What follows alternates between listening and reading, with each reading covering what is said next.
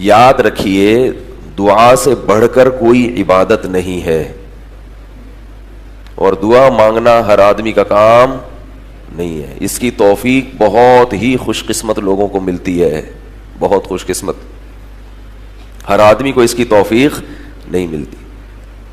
جو خوش قسمت نہیں ہوتے ان کو اسی قسم کے وسوسے آتے رہتے ہیں کہ قبول تو ہوتی نہیں ہے، یہ مانگا وہ بھی نہیں ملا، وہ مانگا وہ بھی نہیں ملا، صحت مانگی وہ بھی نہیں ملی، کہیں چکر چل رہا تھا، دعا مانگی شادی ہو جائے وہ بھی نہیں ہوئی، ہو گئی جان چھڑانے کی دعا مانگی وہ بھی نہیں چھوٹ رہی، بے اولاد ہیں اولاد کی دعا مانگ رہے ہیں وہ بھی نہیں ہو رہی. ہم تو سنتے ہیں کہ زکریا علیہ السلام نے بڑھاپے میں اولاد مانگی، ان کو بڑھاپے میں مل گئی. اللہ ایسی دعائیں قبول کرتا ہے. ہم تو جوانی میں مانگ رہے ہیں، جوانی میں نہیں ہو رہے. تو یہ جو سوچیں ہیں نا دل میں آتی رہتی ہیں، اسی وجہ سے بدقسمت لوگ دعاؤں سے دور رہتے ہیں. بہت نیک بندے ہوتے ہیں اللہ کی جن کو اللہ دعائیں مانگنے کی توفیق دیتا ہے.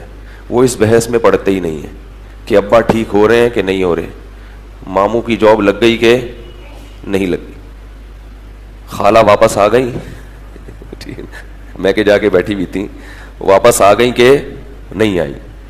تو یہ ان کے یہ بحث ہی نہیں ہے.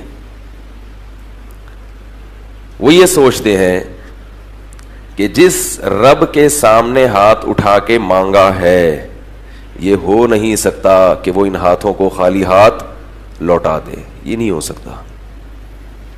دنیا میں سب کچھ ہو سکتا ہے. اب کیا کیا بتاؤں میں، کیا کیا ہو سکتا ہے دنیا میں. امکان ہے جنرل مشرف پہ مقدمہ چلے، اس کا امکان ہے، اس کا امکان ہے. مولانا فضل الرحمان وزیر اعظم بن جائیں، اس کا امکان بھی ہے. الطاف بھائی واپس آ جائیں، اس کا امکان بھی ہے، کراچی آ جائیں واپس. بہت ساری چیزیں ہیں جو ناممکن نہیں ہیں، سمجھ رہے ہیں. لیکن میرے بھائی یہ بات ممکن نہیں ہے کہ آپ اللہ سے دعا مانگیں اور اللہ آپ کی دعا کو رد کر دے، بشرطے کہ آپ نے صحیح طرح سے مانگا ہو. یہ ہو نہیں سکتا کہ ہاتھ اٹھائے جائیں، اس کے سامنے گڑگڑایا جائے اور وہ رد کر دے. باقی اللہ تعالیٰ جو دعا قبول کرتے ہیں وہ اللہ اپنے حساب سے کرتے ہیں، وہ ہمارے حساب سے نہیں کرتے. اگر ہمارے حساب سے کرنا شروع کر دیں تو نظام عالم خراب ہو جائے گا. ایک تو غیب پر ایمان ختم ہو جائے گا، غیب پر یقین وہ باقی نہیں رہے گا. اگر میں نے دعا مانگی کہ اللہ فلاں کو ٹھیک کر دے اور فوراً ٹھیک ہو گیا تو ہسپتال تو بند ہو جائیں گے نا بھائی. بھائی ہسپتال تو بند ہو جائیں گے، ڈاکٹر سارے کیا ہو جائیں گے؟ بے روزگار. اور قبرستان میں مردے دفن ہونا بولو بھائی ختم. قبرستان میں کون جائے گا پھر؟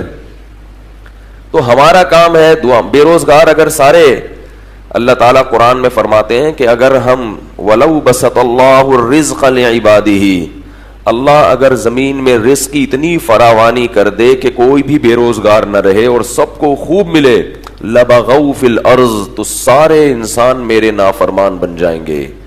زمین میں کیا پھیل جائے گی؟ سرکشی.